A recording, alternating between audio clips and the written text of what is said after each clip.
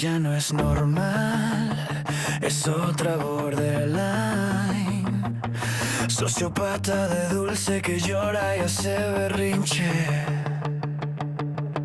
Lilith, con la máscara rota.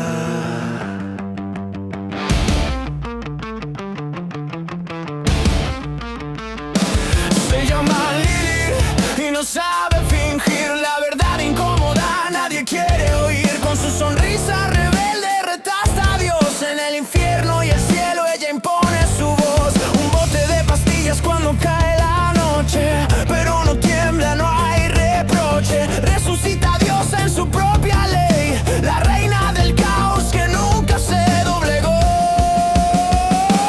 Hey,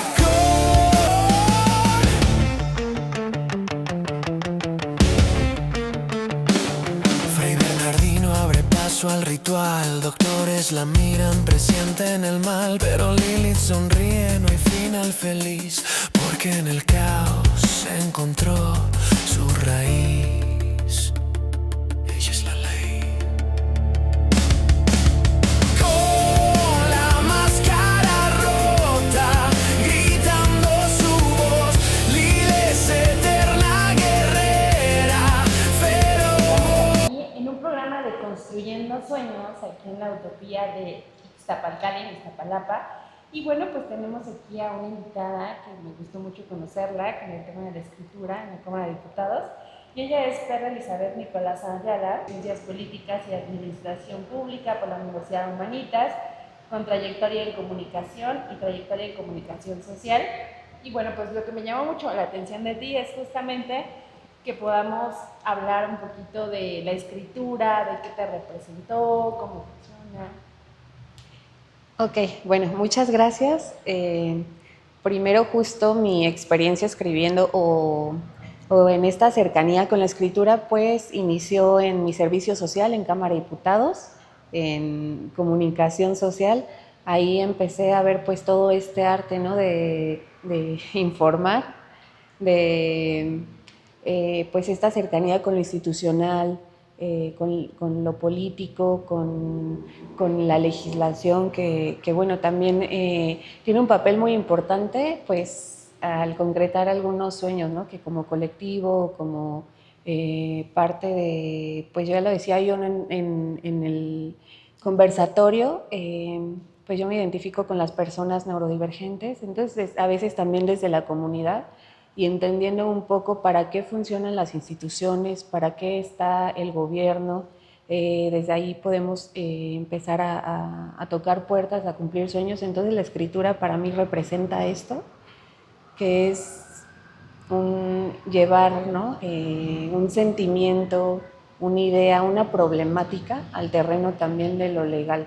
Quiero que nos platiques un poco de esta parte neurodivergente, ¿no? De qué es lo que significa, cómo representa en tu persona toda esta parte de la escritura. Ok, bueno, en un inicio pues no se conocía tal cual, no tenía tanta fuerza este concepto de neurodivergente, que surge pues más o menos en los 80s, que si mal no recuerdo, y también empieza a surgir un movimiento de antipsiquiatría, ¿no? Es decir que muchas personas ya no están conformes con el tratamiento tradicional, que implicaba únicamente, pues, como bueno, en muchos casos el encierro, ¿no? En una institución psiquiátrica, y de pronto se olvidaba que también teníamos una vida allá afuera. Este autorreconocimiento como una persona neurodivergente nace de ahí, de lo que he vivido desde que me dieron un diagnóstico, que fue hace unos 7, 8 años, si mal no recuerdo. Y bueno, mi primer diagnóstico fue trastorno límite de personalidad y trastorno depresivo recurrente. Y justamente platícanos qué es ese trastorno límite de personalidad y cómo fue ese diagnóstico. Obviamente había como estas famosas red flag que tal vez la familia o los amigos veían en ti, que fue que pues tuviste que acudir al médico. Entendemos que, bueno, para todos amigos y amigas que nos escuchan el día de hoy, pues el primer paso es la aceptación, ¿no? Que a veces el tema, y es lo más complicado, que es lo que veíamos un poco en la Cámara de Diputados ese día, porque cuando una persona está ciega o no tiene pies o no tiene manos, pues bueno, dices, es que está enfermo, ¿no? Pero cuando te ven así, ¿no? Y comillas, eso, tema de anormalidad, de normalidad, pero como cualquier persona, pues no pensaríamos muchos y creo que hay que poner un énfasis en el tema psiquiátrico que desafortunadamente pasó apenas en el CCH, donde un chico pues hizo ahí algo que, pues ya ahorita, pues, ¿cuáles fueron esas red flags? Ok, bueno, pues justo fue un tema complicado, yo creo que para mí como para mi familia, porque no había una difusión y una concientización de estas problemáticas. En ese momento no era no había tanta apertura a hablar sobre esos temas. Y vaya, o sea, justo eso hizo que llegara yo a un diagnóstico tardío, ¿no? Lo cual es muy importante para generar pues un tratamiento de prevención, porque sí llegamos a tener conductas, digamos, un tanto preocupantes, tanto para nuestra familia. Justo eso fue lo que hizo que me acercaran al psicólogo mi mamá, quien fue mi primer red de apoyo, que también he de reconocer que no tuvo las herramientas necesarias porque no había tanta información. Entonces, como pudo, y se lo agradezco, y también a mis familiares o a quienes después se volvieron mi red de apoyo, la cual también es muy importante, porque en algún momento estas personas también tienen que entender tu dinámica, tienen que tomar talleres, terapias, o sea, es un todo para que una persona pues esté bien, ¿no? Yo lamento mucho este hecho, no sé qué clase de vida tuvo este chico, puedo imaginar por algunas similitudes, a lo mejor en mi carácter, con otras personas que he conocido que han sufrido o pasado por la depresión, y muchas veces son pensamientos y sentimientos no controlables, ¿no? Se suele pensar que a veces la depresión es solo ay, estoy triste, cuando en realidad son una serie de síntomas que sí empiezan, ¿no? Con alarmas, a lo mejor que... bueno, no sé si lo puedo decir aquí porque, bueno, sí, claro, algunos intentos de suicidio, yo los tuve en su momento, algunas cicatrices, ¿no? No por llamar la atención, como dicen muchos, y bueno, si fuera por llamar la atención, yo creo que hay muchos chicos que están en lo válido, ¿no? Porque no saben a quién acudir. Y era más bien esta sensación o más bien el querer reducir esa sensación emocional de dolor, ¿no? Entonces, a veces era la distracción de, no sé, quemarme con cigarros, me bajaba muchísimo ese dolor emocional que se manifiesta en otras partes del cuerpo.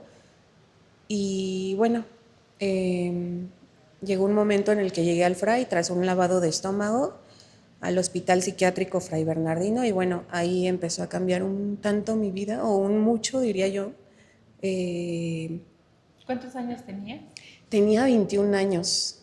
O sea, ¿habías intentado suicidio? Sí, ya llevaba un rato y claro, mis síntomas empezaron, digamos, en la adolescencia, ¿no? De pronto había profesores que decían como de, ay, no, es que se droga, o mandaban a llamar a mi mamá porque de pronto no me gustaba convivir. La verdad, tuve muchos temas de socialización, pero bueno, todo se puede transformar con la ayuda adecuada.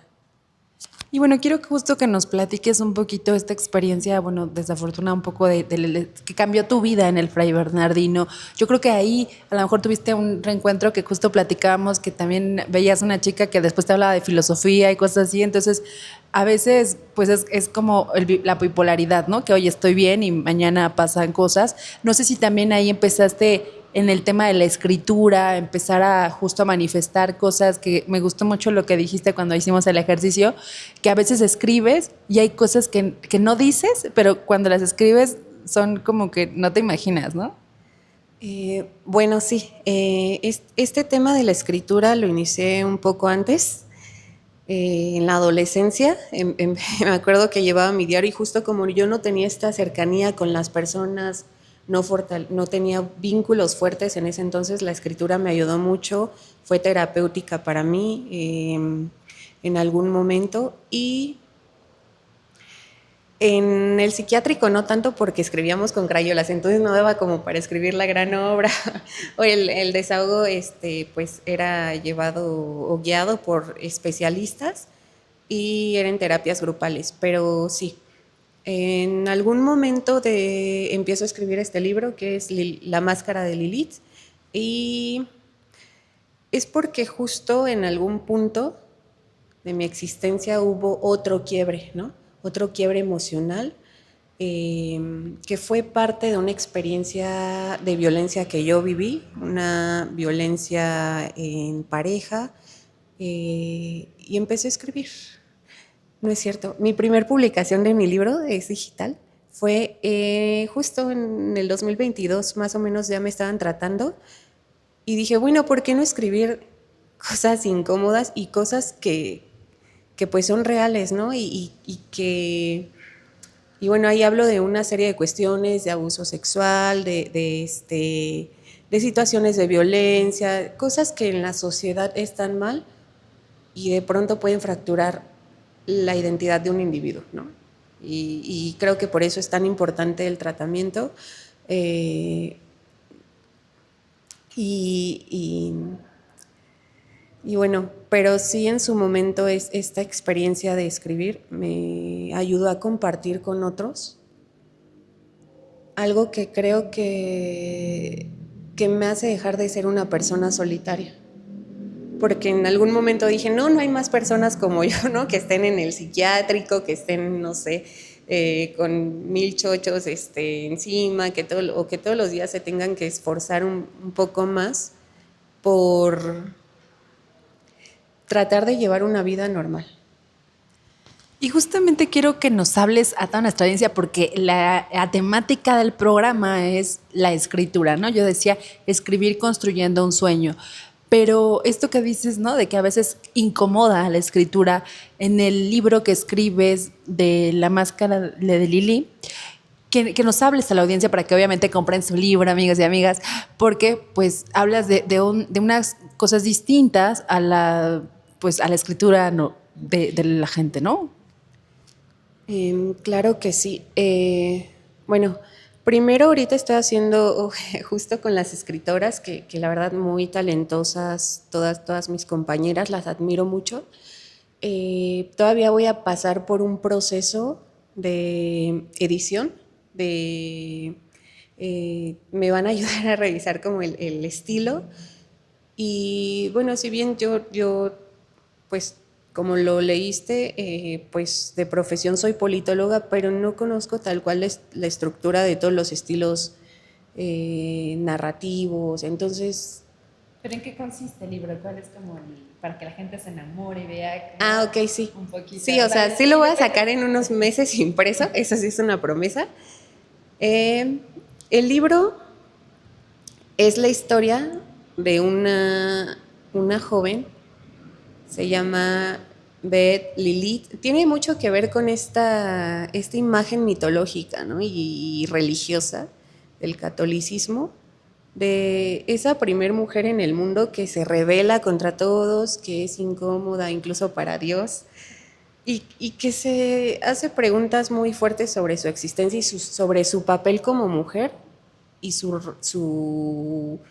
rol, ¿no? en el universo, y que finalmente ella decide no tomar, no ser parte de una imposición. Entonces Lilith es una persona rebelde, es la historia de una persona con trastorno antisocial de la personalidad, que en algún momento se conoció como sociopatía, psicopatía, y bueno, con esto también es un repensar sobre los trastornos de este tipo, porque se suele criminalizar a algunas personas que tienen trastorno antisocial y su realidad, al igual que la de muchos neurodivergentes, es diferente, su forma de conectar con el mundo, su forma de sentir, lo cual no quiere decir que no haya emociones o sentimientos, simplemente es diferente. Y justo el personaje, la historia onda sobre este personaje, sobre todas sus contradicciones, sobre todos sus enojos y sobre su forma en la que esta persona terrenal y divina, o sea, que tiene ese doble, esa doble identidad. Y además me gusta mucho porque encaja con la patología, ¿no? De una persona antisocial. En mi caso lo tengo, lo desarrollé. Y platícanos un poquito qué es ser una persona antisocial, cómo vives, o sea, cuál fue un poco tu experiencia, porque hablabas también en la Cámara de Diputados de, es que me dicen loca, ¿no? O este concepto así tan de que estás bien loca, ¿no? O sea, como un señalamiento y así. Entonces, ¿cómo fue tu experiencia en el Fray Bernardino? Porque me imagino, y estos mitos urbanos quiero que los desmitifiques si sí es o no, que los tienen amarrados, que no pueden hacer cosas y que están mal, ¿no? Porque justamente es como este concepto para que la gente, la audiencia vea realmente qué está sucediendo. Bueno, primero aclarar que una parte son, sí es real, otra quizá pudiera estar un poco exagerada. Y hay varias formas en las que los médicos o las instituciones utilizan su tratamiento. En algún momento tuve una crisis muy fuerte en el Instituto Nacional de Psiquiatría, que también tiene algunas camas, son menos que las del Fray Bernardino, entonces por eso es que la mayoría en algún momento nos vamos para allá. Y justo recuerdo que en esa ocasión me pusieron una inyección, ¿no? Seguramente fue algún tipo de tranquilizante. Y tuve una experiencia similar en la que ahora sí que como que me aloqué, me puse en un estado de ánimo que pues me podía poner en peligro a mí y a algunas personas usuarias, y sí me amarraron. O sea, sí es cierto, pero no es con una mala intención, son unos minutos, es mientras te relajan y bueno, no te relaja mucho, pero supongo que sí, pero no me molesta. Bueno, a mí, al menos en mi caso no me molesta, creo que fue necesario en ese momento, pero sí hay mucha diferencia, ¿no? Del tratamiento que te da el Instituto Nacional de Psiquiatría en comparación con el psiquiátrico Fray Bernardino. ¿Cuál es la diferencia? Yo diría que los protocolos, ¿no? Y a mí me pareció también que en el Instituto Nacional de Psiquiatría, en mi caso, se enfocaron en un tratamiento integral, ¿no? Que va desde una evaluación con el nutriólogo, lo cual no es tan común verlo en este tipo de servicios, y que también te dicen, es que eso influye, ¿no? En que también, no sé, a veces tengas más energía, ¿no? Entonces, desde cuidar la dieta, que también es muy importante, hasta la cuestión de que ya comparte con el psiquiátrico Fray Bernardino, que es los medicamentos, la cuestión del sueño, el hecho de que tienes que tomar mucha agua, o sea, sí tenemos que llevar un balance muy riguroso de nuestra salud. Ok, y bueno, quiero también que nos platiques un poquito desde tu experiencia, cómo fue convivencia con otras personas, como dices tú, hay un mundo ahí en el Fray Bernardino y allá afuera, o sea, cómo te evalúan y dices, bueno, ya estás dada de alta, porque así como hay personas diabéticas que todo el tiempo tienen que tomar medicamentos, también las personas que entiendo que tienen temas psiquiátricos ya es pues todo el tiempo tienes que tomar medicamentos y tú tienes que saber que si no los tomas puedes tener una consecuencia complicada, entonces es difícil, ¿no? Un poco, platícanos tu experiencia. Ay, bueno, sí, para mí ha sido muy complicado continuar el tratamiento en algunas ocasiones, porque cuando te sientes bien, lo típico que hace alguien, ¿no? Pues ya te das de alta solo y no es lo correcto. En mi caso me ha costado todavía, hay días en los que no quiero reconocer que necesito de los medicamentos prácticamente toda mi vida porque tengo una descompensación química, principalmente los antidepresivos, ¿no? Yo en cuanto me los dejo de tomar unas 2-3 semanas, me regresan los síntomas ansiosos, pensamientos intrusivos, mi cuerpo empieza a actuar de forma diferente y la verdad sí es muy complicado porque llega un punto en el que también tomar algunos medicamentos psiquiátricos o te sube de peso, que también afecta a tu autoestima, ¿no? He tenido amigas que tienen trastorno límite y también tomar algunos, no recuerdo cómo se llaman, Carbamazepina, clonazepam. algunos antipsicóticos. A lo mejor no tenemos algún tema de psicosis o alucinaciones u otros síntomas, pero sí los necesitamos para regular nuestro ánimo, ¿no? Mientras estamos en terapia, mientras aprendemos herramientas nuevas para enfrentarnos a todo este mundo que hay afuera y que a veces no tenemos esa autorregulación. Sí, la verdad es que los medicamentos también, ¿no? En temas a lo mejor de infecciones en vías urinarias son muy comunes, es la constante en nosotros. En algunos pacientes también hay estreñimiento, o sea, hay una infinidad de efectos secundarios. En algún momento también tuve rigidez muscular por un antipsicótico. Entonces, llega un punto en el que también te entristece el tener, no es una dependencia farmacológica, pero es una necesidad, ¿no? El decir, híjole, si no me tomo hoy la pastilla o por tantos días, a lo mejor voy a estar mejor en esta otra parte de mi salud, pero la parte que a mí me hace descompensarme y tratar de convivir de una forma adecuada o que no me haga daño, que no me afecte ni a otros, pues se empieza a poner en la cuerda floja. Y bueno, también quiero que nos hables un poco desde tu experiencia, ya hablando nuevamente, retomando el tema de la escritura, o sea, ¿qué te ha significado para ti entender esta parte que tienes, que la abrazas y que, bueno, dices, bueno, ya tengo que vivir con ello? Y no sé si esto también justo un poco hablando nuevamente del libro, que esta personalidad o esta persona que recreaste es un poco como tú o como algunas otras personas que has viendo características, ¿qué te ha significado esa parte? Sí, principalmente me ha significado una autoaceptación de lo que soy y el ir en contra de las reglas, ¿no? No en el mal sentido, porque justo como lo decían, no todas las personas con trastorno antisocial somos criminales. A lo mejor digamos que rompemos las reglas un poquito de forma diferente. Ahora sí que va a depender de cada individuo, ¿no? El destino que quiera tomar. Y en mi caso ha implicado mucha reflexión.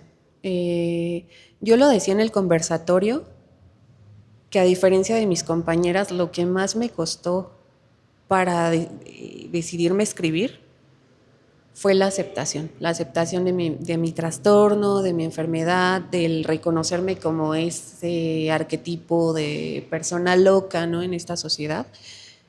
Y convivir con eso y decir, bueno, sí, aquí está la persona loca, el producto cultural, y aceptarlo y abrazarlo y ver que tiene muchas formas de transformar y quizás de invitar a la reflexión tanto pues a los que me rodean, a quienes pasan por un proceso similar en su salud. Y también a mí yo creo que una forma que siempre me ayudó a entrar en reflexión fue el arte, ¿no? O la creatividad. Yo aparte de escribir también dibujé por mucho tiempo unos payasos muy extraños, muy exóticos, diría mi abuela, pero me representaban, eran finalmente yo y creo que es darle un nuevo sentido también a la enfermedad, ¿no? El decir, bueno, a lo mejor no voy a ser la cosa más loca del mundo, lo más Joker, no voy a actuar como esta persona que dicen también todos, ¿no? Que o sea, no me voy a ir a lo mejor por el camino de los criminales, pero sí le voy a decir a la sociedad, porque además no es un tema que me incomode a mí o que su opinión me afecte hasta cierto punto, pues sí voy a señalar algunas cosas que están mal, ¿no? El abuso sexual. La violencia, ¿no? Hablabas justamente de un tema de violencia. De hecho, mi tesis de licenciatura fue de la invisibilidad de la violencia de género, porque hay cosas que creo que psiquiátricamente o psicológicamente no se ven. Y hablamos del círculo de la violencia, ¿no? Que cuando hay hombres o mujeres que dicen, ay, es que a ella le gusta que le peguen, ¿no? O sea, desde ahí estos discursos de no es que te guste o no es que, porque tienes que romper este círculo, ¿no? O cuando empiezas a hacer cosas distintas o como dices tú, divergentes, ¿no? O sea, y ya la gente empieza como a señalarte. ¿Cómo ha sido este proceso? No sé si en el libro hablas un poco de esta discriminación, de cómo, por qué mujer, ¿no? Un personaje y no un hombre, y qué está como representando cada una de estas actitudes que escribes en este libro que tienes. Ok, me gustó justo utilizar a Lilith y no a otro personaje, porque ella empieza con una historia de vida triste, ¿no? Marcada justo por la violencia de un adulto. Posteriormente ella decide tomar ese camino como de justicia porque no hay respuesta institucional. Entonces, está es una mujer además, porque yo creo que, y lo estamos viendo ahorita, ¿no? El hecho de que muchas mujeres alcen la voz es porque evidentemente hay una fractura en la sociedad que se creó a causa de abusos machistas, de estructuras tradicionales que ya no funcionan, y qué mejor que denunciarlas, si es a partir de un libro, si es a partir de una pancarta. Yo creo que esta denuncia debe ser por todas las vías y llegar incluso a en esta aplicación pues la mayoría de las personas que la leen son de habla de habla inglesa. Entonces yo creo que también denunciar que no ha habido una resolución, una atención por parte de las instituciones y decir que están fallando en su atención o en su atención a estos casos, tanto a nivel psicológico, en cuanto a la impartición de justicia, creo que se le debe todavía mucho a las mujeres. Y esto es lo que representa Lilith, ¿no? No encontré la mejor vía, lo mejor para desahogarme, porque también como víctima llega un punto en el que todo esto te ahoga, todo esto te consume, te va aislando. Y platícanos un poco más de Lili, de este libro tuyo, que cómo lo vas desarrollando, en cuánto tiempo lo hiciste, si es como en todos estos libros famosos o en estas telenovelas que tienen un final feliz, o cómo fue que Lili empieza como a avanzar y cuál fue el desenlace de tu libro. Bueno, llega un punto en el que este personaje inocente se convierte en esta persona que en su mente pues es una justiciera, es alguien que va a buscar a los narcisistas, ¿no? Ella va por un tema muy en particular, define su causa. Platícanos un poquito qué son los narcisistas para nuestra audiencia, porque a veces dicen que hay relaciones entre mujeres y un narcisista que no se pueden salir tan fácil, ¿no? Ah, claro que sí, incluso no se ve mucho en los TikToks que también las personas con trastorno límite suelen ser relaciones que se dan, ¿no? La persona con trastorno límite y el narcisista aparece porque, bueno, ambos tienen conflictos no resueltos. Bueno, en mi experiencia fui violentada por un hombre que después me enteré que tenía ese diagnóstico. ¿Narcisista? Narcisista. Era una persona muy insegura, era una persona que justificaba sus actos violentos, ¿no? Constantemente a través de, es que tú, o sea, todo el mundo tenía la culpa menos él, ¿no? Y también son personas con un ego imaginario, porque en realidad no son personas seguras, pero son personas muy lastimadas y que lastiman mucho a otros por todas estas heridas que no han sanado. Tampoco los podría culpar del todo, creo que, pero sí, o sea, debe de haber una responsabilidad, cada individuo tiene la responsabilidad de buscar una solución a todos estos pensamientos, a todo lo que le hace mal. Pero a veces esta responsabilidad es complicada porque es como lo que decimos, o sea, si el primer paso es la aceptación y si yo no acepto que estoy pues a lo mejor sintiéndome mal o haciendo sentir a otro mal, pues continúa mi vida, ¿no? Y así desafortunadamente puedo morir. Entonces, ¿qué les dirías a todas nuestras jóvenes, a todas las mujeres, hombres que el día de hoy nos escuchan, que cuando empiecen a sentirse mal o incomodar a otros, pues cuando uno dice que estás mal, pues tal vez es la persona, ¿no? Pero cuando ya todos dicen que están mal, creo que hay algo que empieza como a preocuparse, pero platícanos un poco desde tu vivencia, desde Lilith, ¿no? De cómo ha sido este proceso.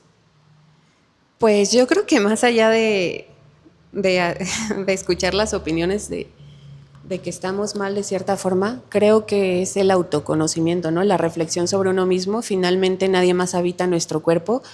Y yo creo que todos sabemos cuando algo nos está hiriendo y no reflexionamos en las acciones que tenemos y pueden herir a otros.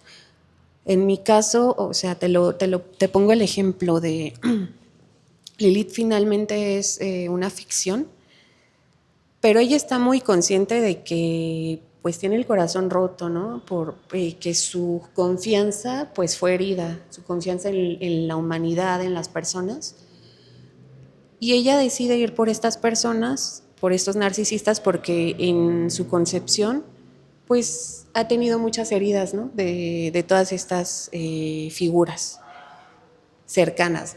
Y bueno, yo les diría que justo, o sea, no es siempre el buscar quién tiene quién tiene más culpa que otro, sino el decir, bueno, en primera, ¿por qué esto me hace ruido? ¿Por qué estoy con una persona de este tipo?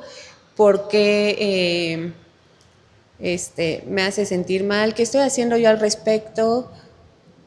Y desde ahí empezar a buscar ayuda, empezar a buscar información. Bueno, algo me hace ruido, no sé, justo como ponemos atención a otras enfermedades, otras molestias en el cuerpo, aceptarlo y decir, bueno, me está pegando a lo mejor esta frase que tal persona utilizó en mí y a lo mejor me da coraje y la quiero resolver de una manera que no es tan, pues que no resulta lo mejor para todos, ¿no? Justo. Hablabas la parte de la red de apoyo, creo que es muy complicado a veces cuando tú como persona te encuentras con una familia, con una hermana, una prima, una tía que tiene estos tipos de trastornos, ya sea límite, trastorno bipolar, esquizofrenia, que también, como dices tú, toman terapia, porque imagínate que ahorita tú me dices, ay, eres súper linda y mañana me dices cosas horribles o me quieres pegar, pero es como entender, o cómo crees que la familia puede entender que, o sea, que no eres tú, ¿no? En este momento psicótico que me comentabas, ¿no? O sea, que te pueden cambiar, o sea, no eras tú, o sea, tú a lo mejor, no sé, querías pagarle a tu mamá o a alguien, pero en el fondo del corazón, como todos y todas, pues eres una buena persona, ¿no? O sea, pero cómo del otro lado entendemos que, porque es difícil, ¿no? ¿O cómo lo viviste? Ok, bueno, pues sí, los trastornos se manifiestan de muchas formas y justo llegamos a cierto tipo de agresión en algunos casos, e incluso no es a propósito. Yo recuerdo que tenía un compañero, un amiguito ahí en el psiquiátrico y él tenía, si mal no recuerdo, un diagnóstico de catatonia, algo así. Y él, por ejemplo, cuando se sentía en peligro o en riesgo o se sentía amenazado por alguien, automáticamente su cuerpo soltaba un golpe. O sea, no era que lo hiciera por propósito, o sea, era así como que ¡pum! Súper automático. Y sí había personas que se molestaban, ¿no? O que no tenían a lo mejor el conocimiento que tiene el enfermero o el médico y no eran de pronto tan tolerantes. Entiendo que es complicado a veces para los familiares, para las redes de apoyo. Eh, Incluso para las personas con quienes creamos nuevos vínculos, ¿no? Que no son tan cercanas como la familia, les es complicado de pronto entender, ay, ¿por qué mi amiga, amigo se desapareció un mes de la nada y parece estar enojado conmigo, ya no me quiere hablar, no sé? Y creo que está haciendo ahorita el gobierno de la Ciudad de México una buena estrategia, que es la información de la salud mental. Este 2025 me parece que salió la estrategia de Corazón Contento, algo así, no recuerdo, que impulsó la jefa de gobierno Clara Brugada. Y, o sea, sé que faltan muchísimas cosas en el sistema de salud y específicamente La salud mental. en la salud mental, incluso a nivel también legislación, pero yo creo que esa información, bajarla de los especialistas a los ciudadanos y acercarla, creo que nos va a dar un respiro y creo que puede el día de mañana ayudar a muchos jóvenes, ¿no?